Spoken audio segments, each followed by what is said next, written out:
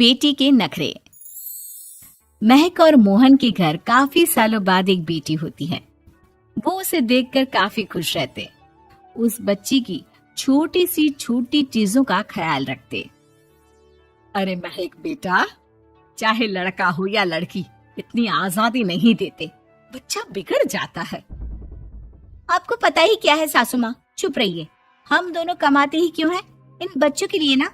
देखिए तो कैसे प्यारे प्यारे पैरों से चल रही है, कितनी प्यारी लग रही है। अब मैं क्या इसके पैर काट कर बेड पर बिठा दूं इसे? अरे मैंने ऐसा तो नहीं कहा। मेरे कहने का मतलब ये था कि बस करो ना माँ, क्या सारा दिन टोका चाकी करती रहती हो। अरे करने दो ना जो कर रही है। दोनों मियाँ बीवी अपने अपने काम में लग जाते हैं और सास मंदिर चली जाती है। लेकिन बेटी सौम्या घर में तेल का डिब्बा लेकर फैला देती है। घर को तो मैं पराठे की तरह सेक दूंगी। मैंने सारा तेल फैला दिया, अब मैं इसे सेक दूंगी। महक कमरे में आती है जहाँ सारे तरफ तेल ही तेल फैला हुआ होता है। अरे मोहन देखो तो, अपनी छोटी सी बच्ची की हरकत, पूरे घर में तेल फैला दिया। मोहन भी आकर हंसने लगता है। छोटी सी सौम्या को लगता ही नहीं कि उसने कोई गलत काम किया है। वो भी खुश हो जाती है।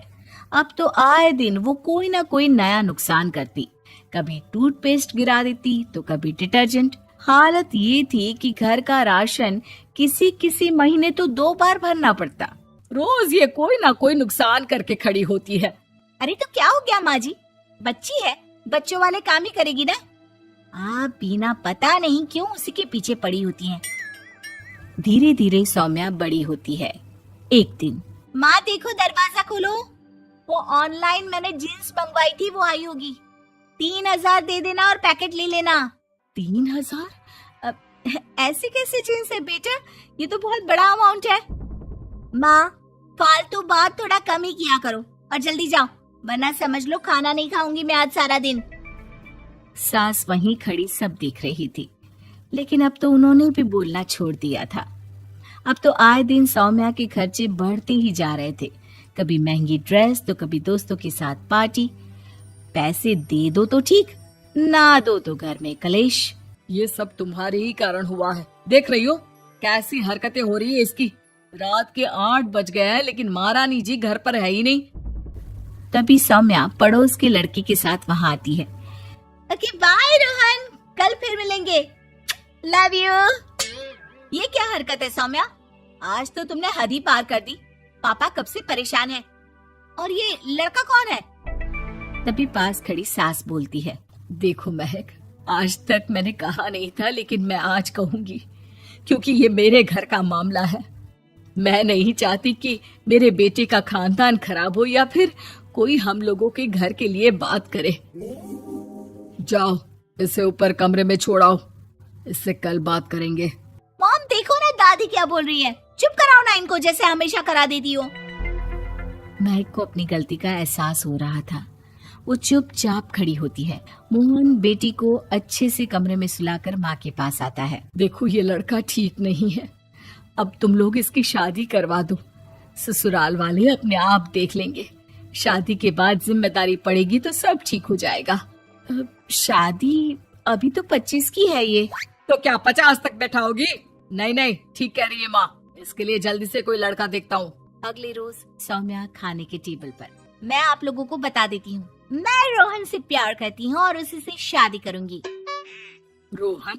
वही ना सक्सेना का लड़का, वो सक्सेना जो पिछले महीने ही जेल से छूट कर आया है।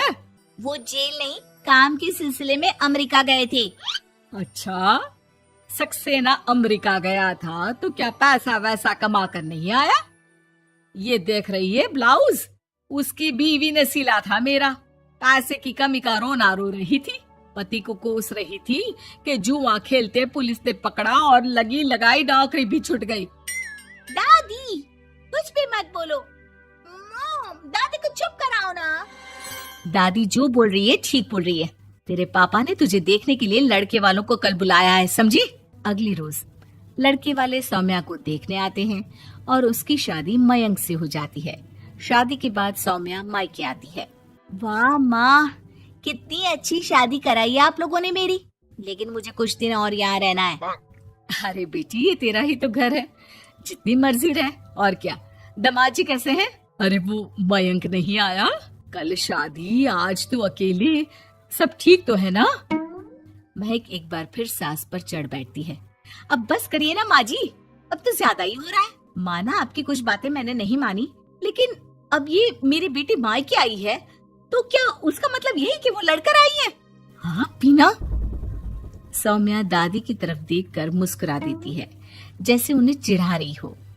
दादी, मैं लड़कर नहीं बल्कि ये बता कर आई हूँ कि मुझे कुछ दिनों के लिए यहीं रहना है, माँ के पास। मेरा मन धीरे धीरे ही तो ससुराल में लगेगा। अब अगर आप बोलती है तो चली जाती हूँ मैं। अरे नहीं नहीं बेटी, ये मतलब नहीं था तेरे दादी के बोलने का। सौम्या कमरे में चली जाती है और अगले ही पल जींस टॉप पहनकर बाहर आती है। माँ, मैं ना अपनी सहेली के घर जा रही हूँ, आने में देर हो जाएगी, खाना मैं वहीं खा लूंगी। सौम्या सहेली के घर चली जाती है। अरे सौम्या ससुराल से आई है, कहीं दिखाई नहीं दे रही। वो सहेली के घर गई है, काफी दिनों बाद बच्ची का मन कर गया होगा। महक, रहने दे अब, इतना हल्के में ना ले। लड़की अब किसी और की अमानत है, घर में इतनी देर से आएगी तो लोग क्या कहेंगे। और होता भी ऐसा ही है। दरवाजे में पुलिस आती है जिसके साथ सौम्या होती है। ये आपकी बेटी है? जी जी, लेकिन क्या हो गया? पापा, मैं और रीना घूम रहे थे तो रोहन वहाँ आ गया। उसने मेरे गहने खींचने की कोशिश की, जब मैंने नहीं दिया तो मुझे धक्का मारकर मेरे गहने ले लिए। पापा, मुझे माफ कर दो, मुझे ना मयंक के पास जाना है। आप उसे फोन कर दो, वो मुझे ले जाएगा। दादी, आप ठीक कहती थी, वो अच्छा लड़का नहीं है। कोई बात नहीं बेटा, मयंक का फोन आया था, उसे तेरी याद आ रही थी, लेकिन वो तुझे भी अपनी जिंदगी जीने से नहीं रोकना चाहता था। मैं उसे बोल दूंगी कि वो कल तुझे लेने आ जाए। अगले दिन, चलो सौम्या, मैंने आज रात की फिल्म की टिकट और 5 स्टार होटल में खाने के लिए टेबल बुक कर दी है। फिर क्या, सौम्या खुशी खुशी अपने ससुराल चली जाती है और महक को बड़ों के सीख की कीमत का पता चल जाता है।